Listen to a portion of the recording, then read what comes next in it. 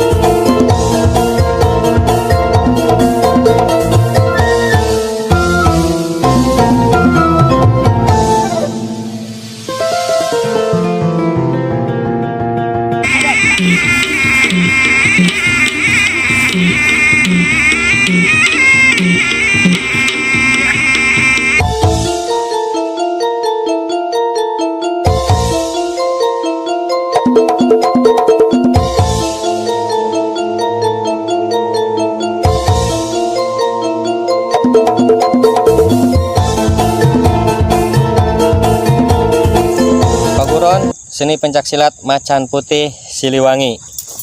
Salam Rahayu. Bravo Pencaksilat. Bravo. Alam olahraga.